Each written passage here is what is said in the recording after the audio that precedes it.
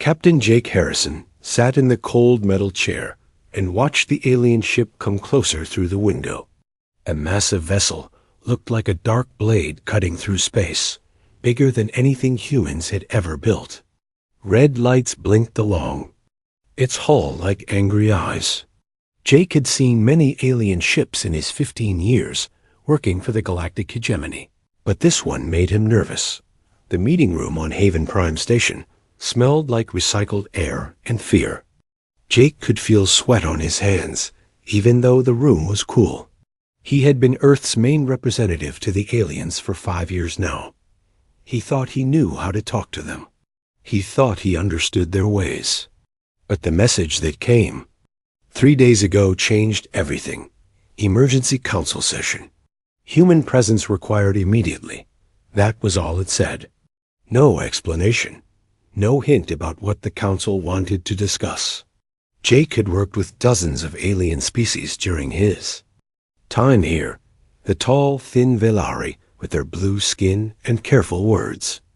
The rock-like Morgaine, who spoke in rumbles and took forever to make decisions. The quick, bird-like Skiff, who chirped and moved their hands when they talked. All of them had been his partners and friends for years. The door opened with a soft hiss. Admiral Zektar walked in, followed by 2 other aliens Jake didn't recognize. Zektar belonged to the Hegemony's ruling species, the Dominari. They looked almost human, but were taller, with gray skin and yellow eyes that never seemed to blink. Zektar wore the dark blue uniform of the Hegemony fleet, covered in medals and rank markings. "Captain Harrison," Zektar said. His voice came through a small device on his chest that turned his alien words into English. The machine made his voice sound flat and cold, like a computer reading a shopping list. "Admiral," Jake replied, standing up. "Thank you for meeting with me." The council's message was quite urgent. "Sit," Zektar commanded. Jake sat back down. The alien took the chair across from him, but didn't relax. His yellow eyes stayed fixed on Jake's face, like he was studying an interesting bug. "The Council of Species has made a decision about humanity," Zektar began. "This decision is final. There will be no discussion, no negotiation, no appeal." Jake's stomach dropped. In all his years working with the aliens, he had never heard such hard words from Zektar. The Admiral had always been strict but fair. Now he sounded like a judge reading a death sentence. "What kind of decision?" Jake asked, trying to keep his voice steady. "Humanity will leave Hegemony space. All humans. All human ships. All human colonies and stations. You have 72 hours to begin the evacuation. Complete withdrawal must be finished within 30 days. The words hit Jake like a physical blow. He stared at Zektar, waiting for the alien to smile or say it was some kind of joke. But Dominari didn't make jokes, and Zektar's face showed no emotion at all. "I don't understand," Jake said slowly. "Leave Hegemony space?" "But we're citizens. We've been part of the Hegemony for 30 years. We have colonies on 17 worlds. We have families, businesses, entire lives built here." "You are no longer welcome," Zektar replied. "The council has voted. The decision is unanimous." Jake felt his hands shake. 2 million humans lived in Hegemony space.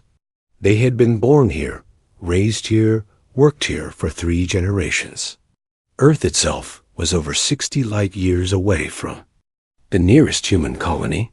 Some of the colonists had never even seen their home planet. "Why?" Jake asked. "What have we done wrong?" "Our people have served the Hegemony faithfully. Human engineers maintain your hyperspace network. Human scientists work in your research labs. Human soldiers fight in your military. We've never rebelled or caused trouble." Zektar leaned forward. For the first time, Jake saw something like emotion in those yellow eyes. It looked like fear. "That is exactly the problem," the alien said. "Humans are unpredictable. You do not." Follow proper procedures. You change things that should not be changed. You ask questions that should not be asked. You solve problems in ways that make no sense to civilized minds. But our solutions work, Jake protested. Human innovations have improved efficiency across the hegemony by 30%. Our medical research has saved millions of lives. Our military tactics have won every major conflict for the past 20 years. Yes, Zektar agreed. And that frightens the Council more than any enemy fleet. Jake stared at him. You're afraid of us because we're good at our jobs? We are afraid because you do not think like us. When a problem has a proper solution, you find 3 different ways to solve it. When we give you rules to follow, you find ways around them. When we expect you to fail, you succeed in ways we never imagined. This is not the behavior of a civilized species. The Admiral stood up and walked to the window. Outside, Jake could see the lights of ships coming and going from the massive station. Human ships mixed with alien vessels in the busy traffic lanes. Soon, those human ships would be gone. Forever. Your people have been useful, Zektar continued. But usefulness is not enough. The hegemony requires order, predictability, species that know their place and stay in it. Humans do not know their place. Worse, they do not want to know their place. They want to change everything they touch. Change isn't always bad, Jake said. It is when it threatens the stability of a 1,000-year-old empire. The other species look at humans and begin to ask questions they never asked before. They begin to want things they never wanted before. They begin to think that maybe the old ways are not the only ways. This kind of thinking is dangerous. Jake felt anger building in his chest. So you're throwing us out because we make other people think? We are removing a source of chaos before it destroys what we have built. The decision is made. You will. Take this message to your people on every world, every ship, every station. They have 30 days to pack what they can carry and leave. Any human found in hegemony space after that time will be arrested and sent to a prison colony. The room fell silent except for the hum of the station's air systems. Jake looked at Zektar's face and saw no mercy there. No room for argument or compromise. The aliens had made up their minds. What about our property? Our businesses? The homes people have built? Will be given to other species who can use them properly. You will be compensated at fair market value. And if we refuse to leave? Zektar's yellow eyes grew cold. Then, you will be removed by force. The hegemony fleet is already moving into position around every human settlement. Do not test our resolve, Captain. This conversation is a courtesy. It could have been a bombardment instead. Jake stood up slowly. His legs felt weak, like the station's artificial gravity had increased. He thought about Dr. Lisa Martinez on the research world of Kepler 442b, working on a cure for a disease that killed millions every year. He thought about Commander Ryan Tucker and his team maintaining the hyperspace relays that kept the galaxy connected. He thought about all the human families who would come home tonight expecting dinner and homework and bedtime stories, not knowing their entire world was about to end. I'll need to contact Earth, Jake said, and every human colony. You have 1 hour to send your messages. After that, all human communications will be monitored to ensure compliance. The evacuation begins immediately. Zektar walked toward the door, then stopped and looked back. For what it is worth, Captain, some of us will miss working with humans. You are the most interesting species we have ever encountered. But interesting and safe are not the same thing. The door closed behind him with a final hiss, leaving Jake alone with the weight of 2 million lives suddenly resting on his shoulders. The last human transport ship disappeared into hyperspace at exactly 1427 Galactic Standard Time. Commander Velkar of the Hegemony watched the blue flash fade from his bridge screen, and felt something he didn't expect. Relief mixed with an odd emptiness, like finishing a meal that left him still hungry. All human vessels had departed from Sector 7, his communications officer reported. Long-range sensors confirm no human ships remain in hegemony space. Good, Velkar said, but the word felt hollow. He had worked with human crews for 8 years. Their ships always seemed too loud, too bright, too full of energy. Now the space lanes felt strangely quiet. 3 star systems away, Chief Engineer Koran was discovering what quiet really meant. The massive hyperspace relay station orbiting Centaurus Beta had been humming along perfectly for 23 years. The human engineering team led by Commander Ryan Tucker had maintained it so well that most aliens forgot it even needed maintenance. Koran stood in the central control room and stared at warning lights that had never been lit before. The main relay beam was wobbling. Not much, just a tiny shift that the automatic systems couldn't quite correct. In the old days, he would have called Tucker's team. The humans would have arrived within hours, crawling through maintenance shafts, and poking at systems until they found the problem. But the humans were gone. Koran had only his regular maintenance crew, all trained to follow standard procedures. The manual said the wobble was within acceptable limits. The computer agreed. But Koran had watched humans work long enough to know that acceptable wasn't always good enough. He tried adjusting the beam alignment using the standard protocol. The wobble got worse. He tried the backup protocol. The wobble spread to 2 more relays. By the end of his shift, 5 relay stations in his sector were showing irregular patterns. "It's probably nothing," he told his replacement. "Just some minor fluctuations." But deep down, Koran knew better. He had seen humans fix problems that weren't supposed to be fixable. They had a way of looking at systems and seeing things that manuals missed. Now he was staring at a problem that fit no manual he had ever read. On the industrial world of Vorthan Prime, factory supervisor Zika Luna was having her own crisis. The massive production facility had been running at 112% efficiency for 2 years, ever since the human innovation team arrived. They had redesigned workflows, improved safety systems, and somehow convinced 3 different alien species to work together, like they had been partners for centuries. The humans called it thinking outside the box. Zika Luna never understood what boxes had to do with anything, but she couldn't argue with results. The factory had gone from struggling to meet quotas to setting new production records every month. Now the humans were gone, and everything was falling apart. It started small. A conveyor belt that jammed every few hours instead of running smoothly. A quality control system that flagged perfectly good products as defective. Worker teams that argued over procedures they had followed without question for months. "We need to return to standard operations," Zika Luna announced at the morning briefing. "Follow the original procedures. Stick to proven methods." But the original procedures didn't work anymore. The factory had been changed too much, optimized in ways that made sense only when humans were there to explain them. Assembly Line 3 ground to a halt when workers couldn't remember why they had been doing things in a new sequence. Shipping Department 5 couldn't figure out how to pack items efficiently without the human-designed loading pattern docked by the end of the first week.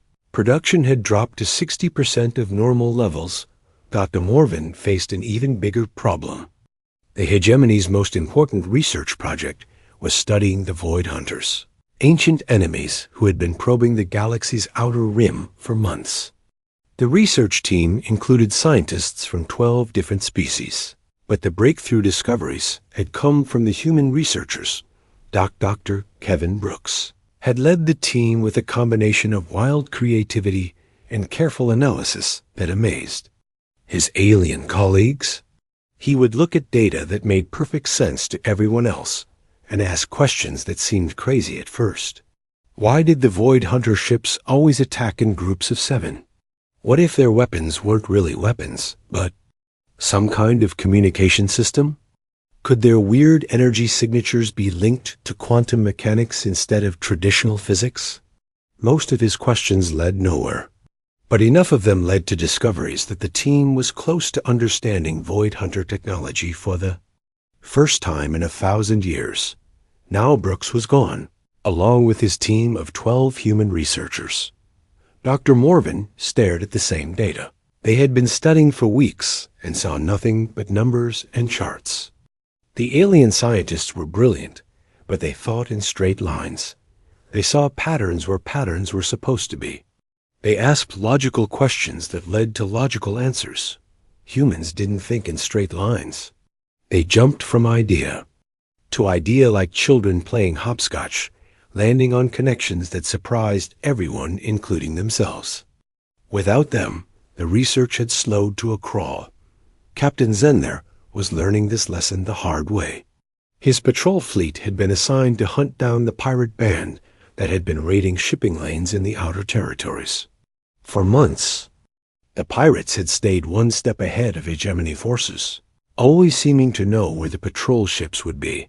The breakthrough had come when Lieutenant Amy Foster suggested something that made no military sense at all.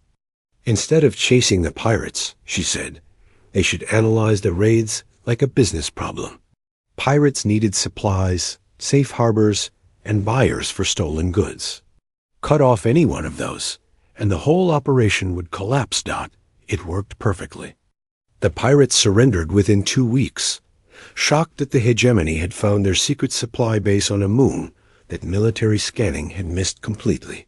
Now, Zender faced a new pirate group, and his tactical officers were stumped. They had tried every standard approach twice. The pirates seemed to vanish into empty space, only to reappear somewhere completely unexpected. Sir, his weapons officer said during yet another failed pursuit, perhaps we should try the human approach. Think like they thought. How? Zender asked. None of us are human. We don't know how they thought. That was the problem spreading across the hegemony like a virus. Everyone remembered that humans had been different, that they had solved problems in strange ways. But none of the aliens could actually do what humans had done. They could copy human procedures when they remembered them clearly, but they couldn't copy human thinking. Dr. Lisa Martinez had been working on medical research that could save millions of lives. Her notes and data files were still in the laboratory. Computers, but the alien scientists couldn't make sense of her logic. She had been testing drug combinations that looked completely random, following hunches that seemed to come from nowhere. Commander Pete Rodriguez had designed defensive systems that protected entire star systems. The systems still worked, mostly, but when something broke, the repair teams couldn't figure out how to fix it. Rodriguez had built redundancies within redundancies, backup systems for backup systems, all connected in ways that made sense only to him. Captain Susan Walsh had been leading an exploration mission beyond the galactic rim when the evacuation order came. Her ship had found ruins on a dead world, artifacts that might hold the key to understanding ancient civilizations. The alien expedition that replaced her team was smart and careful and thorough. They were also completely unable to make the same intuitive leaps that had guided Walsh's discoveries. Across 17 star systems, the same pattern was repeating. Systems that had worked perfectly with human oversight were starting to break down. Projects that had thrived under human creativity were grinding to a halt. Military units that had been unbeatable with human tactics were suddenly vulnerable. The aliens had procedures for everything. Manuals and protocols and standard operating guidelines. But humans had never been very good at following procedures. They had been good at making procedures work better, or finding new procedures when the old ones failed, or throwing out procedures entirely when something completely different was needed. 3 days after the last human ship left hegemony space, Admiral Zektar received his first crisis report. 5 hyperspace relay stations were experiencing unexplained malfunctions. He ordered engineering teams to fix them immediately. The teams tried for 18 hours and made the problems worse. Zektar stared at the reports and felt the first cold touch of understanding. The humans hadn't just been useful. They had been essential in ways that nobody had bothered to notice until they were gone. And it was only the beginning. 3 months after the humans left, the hegemony was falling apart. Admiral Zektar stood in the emergency command center on the capital world of Dominion Prime and watched red warning lights fill the tactical display. Each light represented a crisis somewhere in the Empire. Broken hyperspace relays, failed defensive systems, rebellions on 12 different worlds. And now, something much worse. Admiral, Communications Officer Talvera said, her voice tight with fear. We're receiving reports from the Outer Rim. Multiple contacts approaching at high speed. Energy signatures match Void Hunter vessels. Zektar felt his blood turn cold.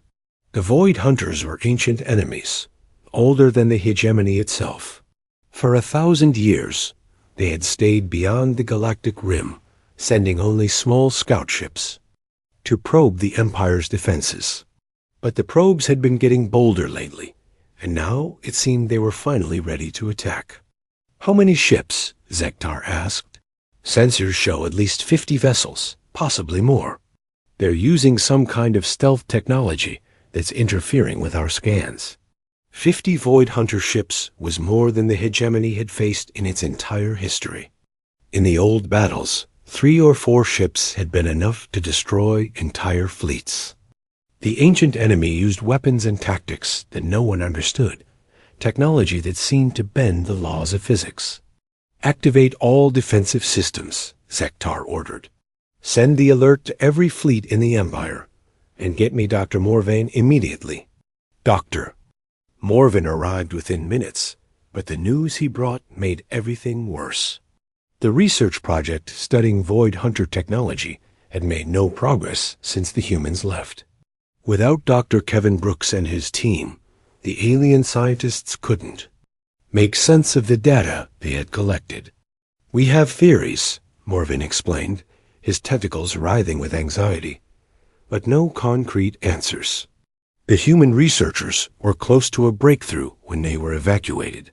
They believed the Void Hunters were using quantum resonance weapons, but we can't verify their hypothesis.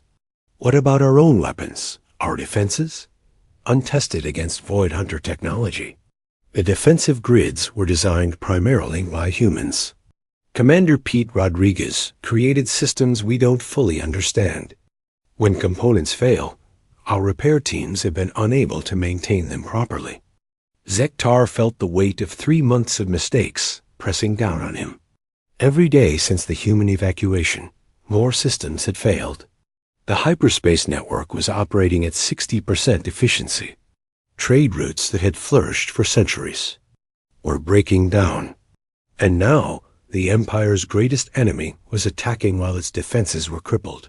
Sir, Talvera interrupted. Priority message from Sector Command. The Void Hunters have engaged our outer defenses. The Kepler defense platform is under attack. The tactical display showed the battle unfolding in real time. The Kepler platform was one of the strongest fortifications in hegemony space, protected by energy shields and armed with the latest weapons. It should have been able to hold off any attack. Instead, Zektar watched the platform's defenses collapse in minutes. The Void Hunter ships moved like shadows, appearing and disappearing in ways that made no sense. Their weapons tore through. Shields that should have been impenetrable, cutting apart hull plating that should have been indestructible. The platform is requesting immediate backup, Talvera reported. All local patrol fleets are moving to assist. Tell them to stay back. Zektar ordered. We can't afford to lose more ships until we understand what we're facing. But it was too late. 3 patrol fleets had already engaged the enemy, using standard hegemony tactics that had worked against every opponent for hundreds of years. The Void Hunters destroyed them in 15 minutes. "Admiral," Talvera said quietly, "the Kepler platform has been destroyed. All hands lost." The command center fell silent. 2,000 hegemony personnel had died in less than an hour, and the enemy hadn't even slowed down. The Void Hunter fleet was already moving toward the next target, a civilian colony with minimal defenses. "Get me Fleet Admiral Korthik," Zektar said. "Emergency authorization. I want every available ship moved to protect the core worlds." While the military scrambled to respond, the rest of the Empire was dealing with its own disasters. The hyperspace relay network had finally suffered a complete cascade failure. 3 entire sectors were cut off from Central Command, unable to receive orders or send status reports. Chief Engineer Koran had been predicting this for weeks. The problems that started as small wobbles had spread through the network like a disease. Each failed relay put more pressure on the remaining stations, which caused more failures, which created more pressure. It was exactly the kind of complex system failure that human engineers have been trained to prevent. "We need to rebuild the network from scratch," Koran told his supervisors. "The humans designed redundancies and safeguards that we don't understand. When we try to repair things using standard procedures, we make the problems worse." How long would a complete rebuild take? 5 years, maybe 10. And that assumes we can figure out how to recreate the human innovations. 5 years without a functioning hyperspace network would mean the end of the hegemony as a unified empire. Worlds that couldn't communicate with each other would start making their own decisions. Trade would collapse. The military couldn't coordinate across such vast distances. On Vorthan Prime, factory supervisor Zika Luna was facing her own version of the same problem. Production had dropped 30% of normal levels. Worker disputes that humans had helped resolve were turning into riots. Safety systems that humans had improved were failing, causing accidents that shut down entire production lines. "The workers don't trust us anymore," her assistant reported. "They keep asking when the humans are coming back. They say the humans understood them better than we do." It was true, and Zika Luna knew it. Humans had somehow managed to get along with species that had been enemies for centuries. They treated everyone the same way, with a combination of respect and casual friendship that made no sense to alien minds, but somehow worked. What about the other factories? Are they having similar problems? Worse, Factory 7 is shut down completely. Factory 12 is operating at 15% capacity. The human supervisors designed workflows that we can't replicate. The patter was repeating across the Empire. On research stations, alien scientists stared at human data they couldn't interpret. On military bases, officers tried to understand human tactics that had never been properly written down. On exploration ships, crews wondered how humans had made discoveries that seemed impossible. Dr. Lisa Martinez had been working on a cure for Telvarian plague, a disease that killed millions every year. Her research notes showed promising results.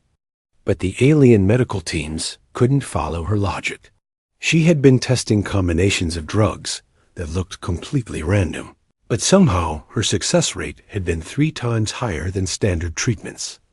Captain Susan Walsh had discovered ancient ruins on 17 different worlds. Her reports described artifacts and technologies that could revolutionize galactic civilization.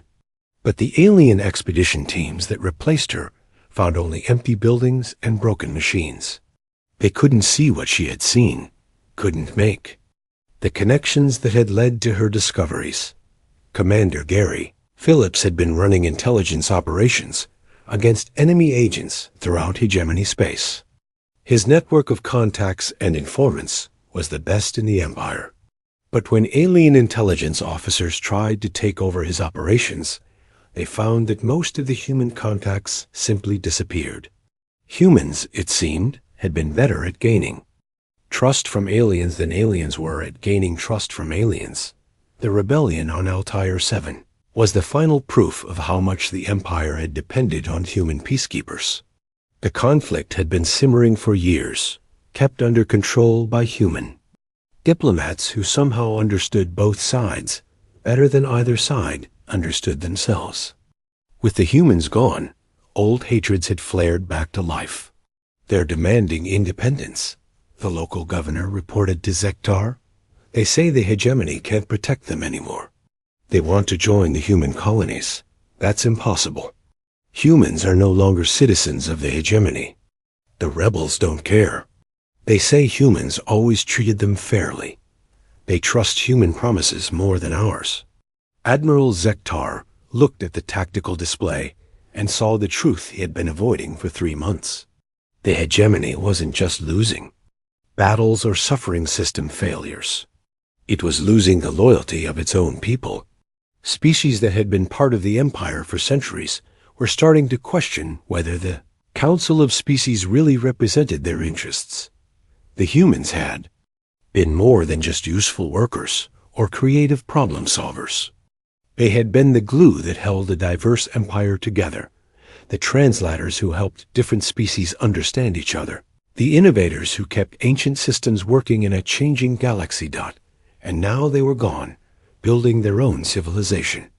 Beyond hegemony space, while the empire they had served so faithfully crumbled around the people who had banished them. "Sir," Talvera said softly, "the Void Hunter fleet has destroyed 2 more colonies. They're moving toward the core systems. What are your orders?" Zektar stared at the display and realized he didn't have any good answers. For the first time in his long military career, he was completely out of ideas. Captain Jake Harrison stood on the observation deck of the new Earth Defense Station and watched Admiral Zektar's ship approach.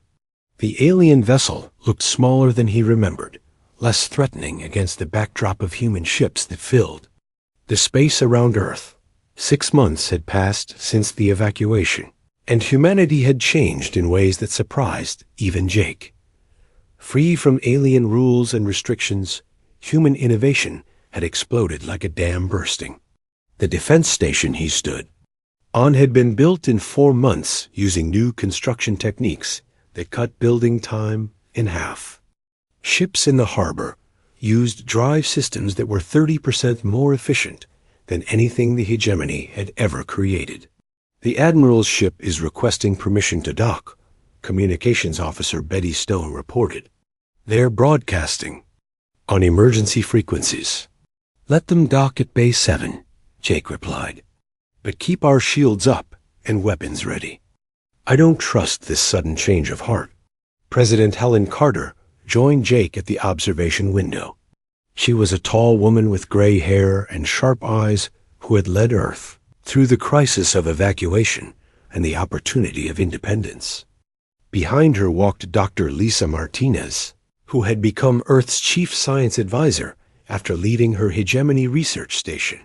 "Any word from our intelligence sources about what's happening in hegemony space?" the president asked. "Nothing good," Jake answered. "The hyperspace network has collapsed in 3 sectors.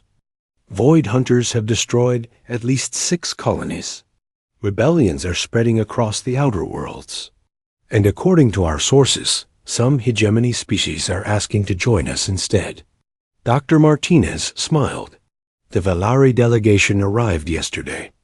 They want to establish an independent research partnership.